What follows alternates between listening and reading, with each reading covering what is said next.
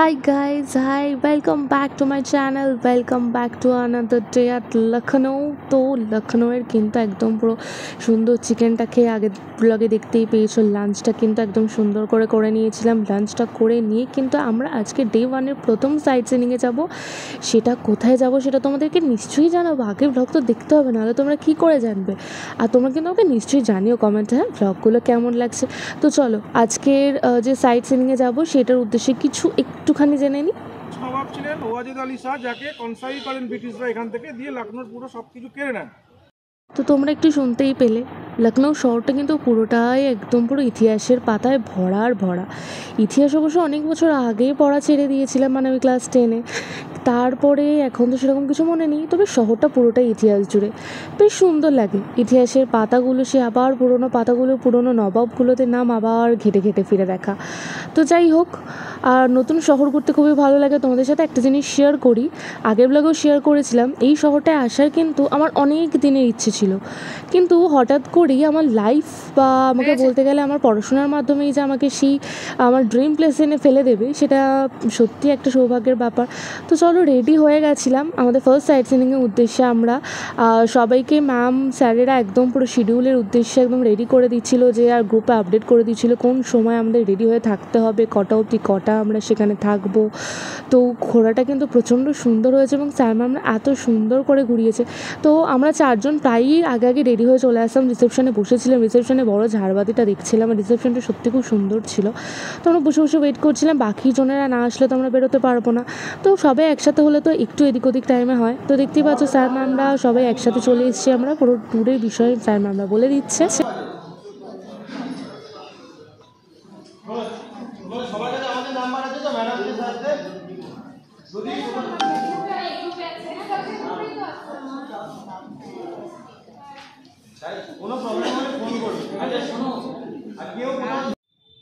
তো আমরা ট্রাভেল বাসে করে অ্যাট লাস্ট পৌঁছে গেছিলাম আমাদের ফার্স্ট সাইট সিন অ্যাট লখনউয়ের উদ্দেশ্যে। তো রেসিডেন্সিতে আমরা অলরেডি চলে এসেছিলাম।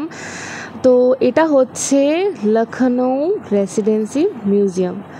তো এটা হচ্ছে একটা পুরো হিস্টোরিক্যাল প্লেস, দেখতেই পাচ্ছ রেসিডেন্সি। একজন ইংরেজের পুরো একটা রাজত্ব ছিল এর মধ্যে। আমাদের যেরকম গভর্নমেন্টের অনেকগুলো অফিস থাকে, লাইক ট্রেজারি অফিস, ব্যাংক, তারপরে হল, এরকম সমস্ত কিছু থাকে এদিক ওদিক ছড়িয়ে। তো এই ইংরেজ তিনি এসে আমাদের এদেশেই পুরো একটা এত বড় প্রচুর এলাকা জুড়ে একটা, মানে এটা হয়তো একদিনে শেষও করা যাবে না, এরকম একটা ব্যাপার। তো দেখো আমরা টিকিট কেটে নিয়েছিলাম, আর টিকিটের প্রাইস খুবই লো, হচ্ছে 25 রুপিস। তো আমরা মোটামুটি টিকিট কেটে নিয়েছিলাম, টিকিট কেটে সবাই লাইনে দাঁড়িয়ে পড়েছিলাম মিউজিয়ামটা দেখার উদ্দেশ্যে। তো এখানে হচ্ছে ওই ইংরেজের মানে একই জমির মধ্যে তার সমস্ত কিছু রাজত্ব ছিল। তো সমস্ত কিছু রাজত্ব কীভাবে সে চালাতো, এবং ইংরেজরা যখন দখল করে রেখেছিল আমাদের ভারতবর্ষে, তখন আমাদের লখনউয়ের যারা ছিলেন তারা কিভাবে আবার সেই অধিকারটা ফিরে পেয়েছিলেন, সেই গল্পটা তোমাদের সাথে আমি নিশ্চয়ই শেয়ার করা হবে, নিশ্চয়ই শেয়ার করবে। জায়গাটা যখন এসছি তো দেখতেই পাচ্ছ রোদ ঝলমলে। লখনউয়ের ওয়েদারটা তোমাদের সাথে একটু শেয়ার করে দিই। কলকাতা থেকে যখন আসছিলাম, কলকাতায় কিন্তু অলরেডি খুব ভ্যাপসা গরম পড়ে গেছিলো, কিন্তু লখনউতে এসে কিন্তু এত রোদের মধ্যেও হ্যাঁ একটা তো টায়ার্ডনেস ফিল হচ্ছিলোই, কিন্তু সেই রকমভাবে ঘামটা হচ্ছিল না, খুব ড্রাই ওয়েদার। তো চলো শুনে নিই এই জায়গাটা সম্পর্কে ভালো করে। এটার হিস্ট্রিটা কি আপনারা জানেন? আচ্ছা, এটার বেসিক্যালি হিস্ট্রি হচ্ছে যে যখন আওয়াজ থেকে লখনৌয়ে শিফট হয় নবাবরা, মানে বাদশাহরা 1775-এ, তখন থেকে ব্রিটিশরা একটা সিস্টেম করে যে ওদের একজন রেসিডেন্টকে এখানে পার্মানেন্টলি জায়গা দিতে হবে, কারণ ওরা সব কিছু দেখাশুনো করবে, তদারকি করবে। তখন থেকে ব্রিটিশ রেসিডেন্টের জন্য বাড়ি বানানো শুরু হয় 1800 সাল থেকে। সাদাত আলী খানের সময় থেকে এখানে অ্যাকচুয়ালি ব্রিটিশ রেসিডেন্টের থাকা শুরু। এরপর লখনৌর শেষ নবাব ছিলেন ওয়াজেদ আলী শাহ, যাকে কনসাই করেন ব্রিটিশরা এখান থেকে, দিয়ে লখনৌর পুরো সব কিছু কেড়ে নেন।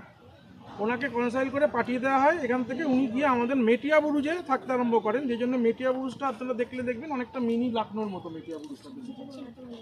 এই ওয়াজেদ আলী শাহকে 1857 সালে এখান থেকে ওনারা সরিয়ে দেন। ওয়াজেদ আলী শাহ এক্স্যাক্টলি জানা নেই, খুব কম করে হলে 70-80টা বউ ছিল। এখন তার মধ্যে একজন হযরত মাল, তিনি এখানে থেকে যান। এই হযরত মাল 1858 সালে যখন সিপাহী বিদ্রোহের সূচনা হয়, তখন এখানে যারা আমাদের ভারতীয় সেনারা ব্রিটিশদের হয়ে কাজ করতো তাদেরকে পয়সা দেন এবং উস্কানি দেন যে ব্রিটিশদের বিরুদ্ধে লড়তে। সেই সময় হেনরি লরেন্স এখানে ছিলেন হচ্ছে ব্রিটিশ কমিশনার হিসেবে পোস্টেড।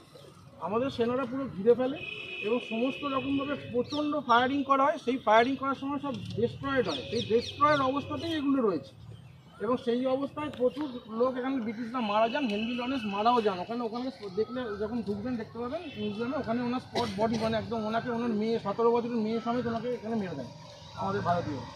তো তারপর ব্রিটিশ একটা হিউজ রিইনফোর্সমেন্ট পাঠায়, তখনকার দিনে সবচেয়ে বড় কামান সমেত সেই সেনাটা আসে ব্রিটিশের, এবং তারা ভারতীয়দের এই কামানের সামনে ভারতীয়কে দাঁড়াতে পারেনি, সব কিছু ঘুরিয়ে দেয়। ওই যে কামান দিয়ে জগল করা হয় লখনৌ, সেই অবস্থাতে যেরকম ছিল একদম সেই অবস্থাতেই এই রেসিডেন্সিটা রয়েছে। কোথায় কি ছিল সেগুলো আপনারা যেতে যেতে দুপাশে দেখতে পাবেন, লেখা আছে কোথায় খাবার জায়গা ছিল, কোথায় যেটা মানে ইয়ে ছিল, কোথায় রেসিডেন্ট সাহেব থাকতেন, কোথায় বসা হতো, সব কিছু। এটা গোটাটা ঘুরে আপনারা দেখবেন। তার আগে সবচেয়ে আগে আমরা যাই মিউজিয়ামটায়, কারণ ওটা বন্ধ হয়ে যাবে। ওটা দেখে আপনারা বাকিটা ঘুরতে ঘুরতে বেরিয়ে আসবেন।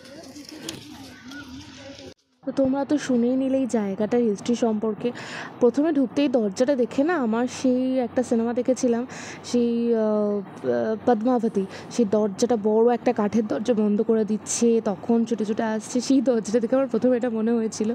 তো যাই হোক, এই সমস্ত কিছু যেগুলো মুভিতে দেখতাম সেগুলো চোখের সামনে দেখতে পেয়ে কেমন যেন একটা হচ্ছিলো। যাই হোক, এটা হচ্ছে পুরোটা ম্যাপ ছিল প্রথমে ঢুকতে, যে কোথায় কী কী আছে, রেসিডেন্সি কমপ্লেক্স, রেসিডেন্সি হল, মানে পুরো যেটা মানে ধ্বংসস্তূপ বলতে গেলে এগুলো পড়ে আছে।